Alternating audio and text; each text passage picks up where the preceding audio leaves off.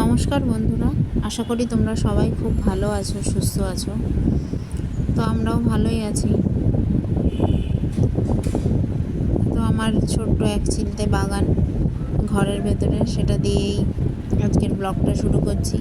আর আজকে আমাদের রান্না পুজো, মানে ভাদ্র মাসের সংক্রান্তিতে রান্না করা হয়, আর তার পরদিন অরন্ধন খাওয়া দাওয়া করা হয়। আর পুজো থাকে, মনসা পুজো। তো সকাল থেকেই সব কাজ বাজ সেরে যে বাজার চলে এসছে রান্না পুজোর, তো এগুলোতে তো স্নান না করে হাত দেওয়া যায় না, যেহেতু এগুলো পুজোর। তো এই যে মাছ টাছ নিয়ে এসছে, সব ধুয়ে পরিষ্কার করে রাখছি। আর এদিকে মুদিখানার মানে মুদি সদাই যে বাজার, সেগুলোও চলে এসছে।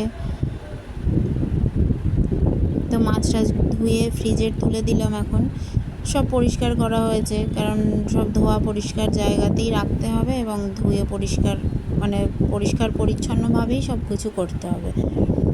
তো এগুলো গুছিয়ে রেখে ঘরে রান্না বান্না কাজ সারাদিনের সব করে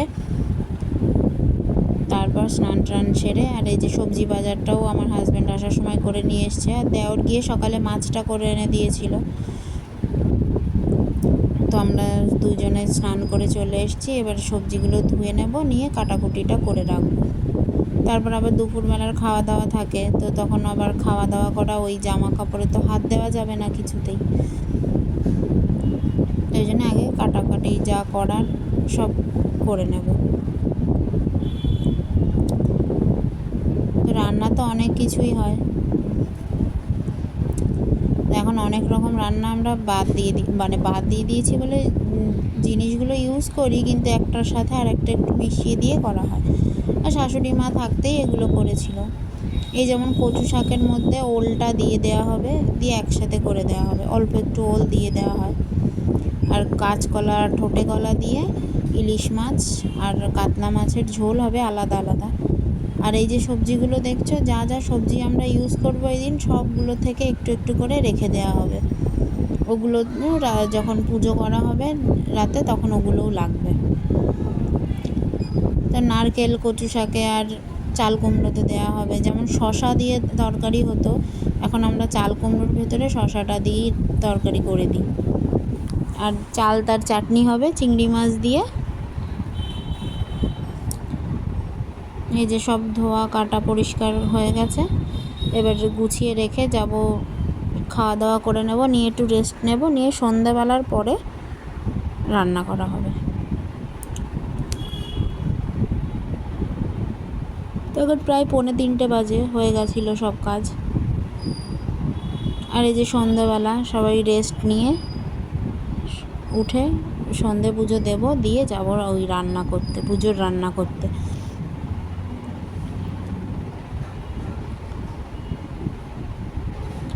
সব মশলাপাতি গুছিয়ে নিচ্ছি, কারণ যতটা যা লাগবে নিয়ে নেব, নাহলে সব তো এঁঠো হয়ে যাবে, তখন আবার সব ফেলে দিতে হবে, ওগুলো তো আর ইউজ করা যাবে না। এই যে গ্যাস ট্যাস সব রান্নাঘর ধুয়ে পরিষ্কার করে নিয়েছে, 2টো ওভেন লাগানো হয়েছে, 4টে দিকে রান্না হবে, দুজন মিলে করব, তাড়াতাড়িও হয়ে যায়। আর ফ্রিজ থেকেও সব মাছ টাছ বার করে নিয়েছি, এগুলোতে নুন হলুদ মাখিয়ে রেখে দেবো।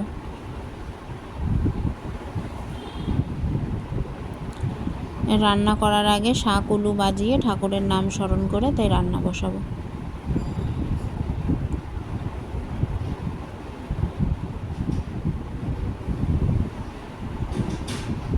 তো তোমাদের কার কার বাড়িতে রান্না পুজো হয় আমাকে কমেন্টসে জানিও। আর কি কি রান্না হয়, কারণ সবাই তো একই রকম রান্না হয় না, অনেকের অনেক রকম আলাদা আলাদাও রান্না থাকে, অনেকের নানান রকম ভাজাভুজি থাকে। আমাদের যেমন শুধু নারকেল ভাজাটাই হয়, আর কোনো ভাজা হয় না। তাই যে আমরা রান্না শুরু করব। রান্না হয়ে গেছে।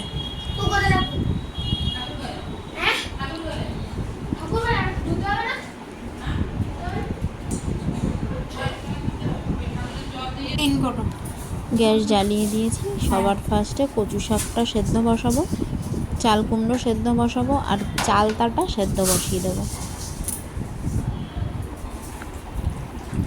একটু নুন আর জল দিয়ে কচু শাক সেদ্ধ বসিয়ে দেবো। এই যে নারকেল ভাজা হবে যেটা, সেটাতে নুন হলুদ আর চিনি মাখিয়ে নিয়েছি।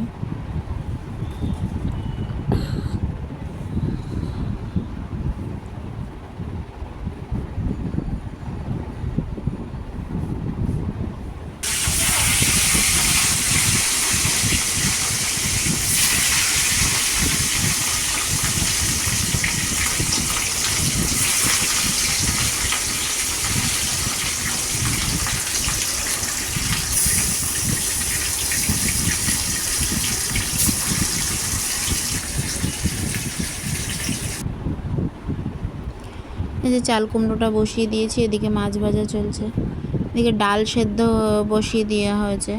ডালটা একদম ওই ডাল ফ্রাই টাইপের হবে একদম।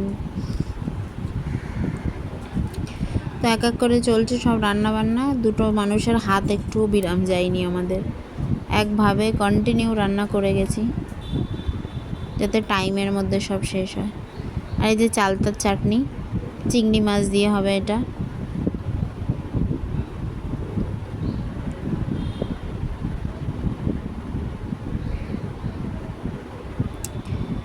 আগে তো আমাদের বাড়িতে শাশুড়ি মা থাকতে সবাই আসতো, অনেক লোকজন আসতো, খাওয়া দাওয়া করতো সবাই। এই শাশুড়ি মা মারা যাওয়ার পর থেকে আমরা একটু কমিয়েই দিয়েছি।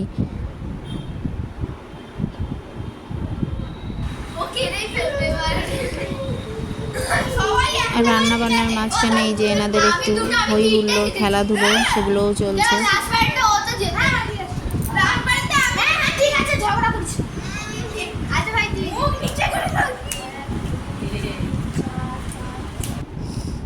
তো সব রান্না শেষ, এই কচু শাকটাই একটু বাকি আছে, আর একদিকে একটু একটা ভাত বসানো আছে লাস্ট, ওই ভাতটা ওটা হচ্ছে, হলে হয়ে যাবে। এই যে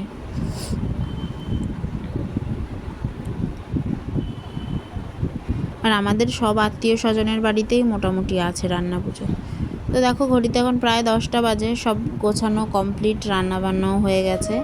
এবার সবাইকে এক এক করে খেতে দেওয়া হবে, তারপর খাওয়া দাওয়ার পরে স্নান সেরে তারপর আবার পুজো করার ব্যাপার আছে, পুজো করতে হবে। তো সব কিছু মিটতে তো আমাদের রাত্রেবেলা 12টা বেজে গেছিলো। তো এই যে চলো দেখাই তোমাদের আমাদের কি কি রান্না হলো সব এক এক করে।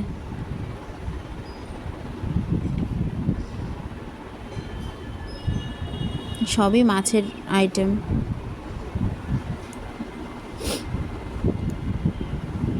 ইলিশ মাছ ভাজা,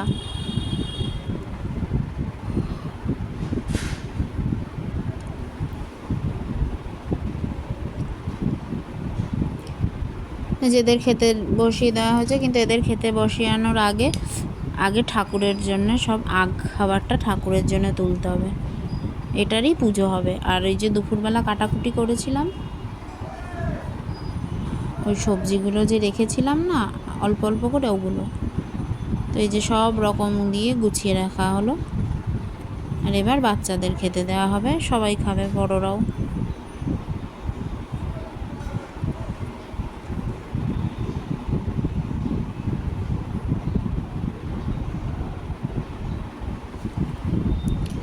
আর 3জন খেতে বসেছে, খেতে বসে দুষ্টুমিও করছিল।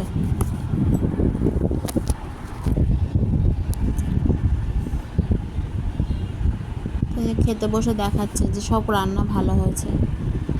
আর ঠাকুরের প্রসাদ যেহেতু ভালো তো হবেই। তো এই যে এখন আবার আমরা দুজন স্নান করে আবার চলে এসেছি। এই যে ভাতে জল দেওয়া হবে, ধূপ প্রদীপ দেখিয়ে, আর সারা রাত লাইট জ্বেলে রাখতে হবে, আর ওই ঘরে কেউ না কেউ একজন থাকতে হবে। এইভাবে আমাদের রান্না পুজো তো এরকমই হয়। তোমাদের কার কার কেমন হয় জানিও আমাকে। আর তাহলে ভিডিওটাও আমি আজকে অবধি রাখলাম।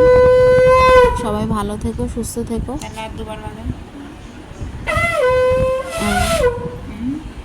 আমার ভিডিওটা কেমন লাগলো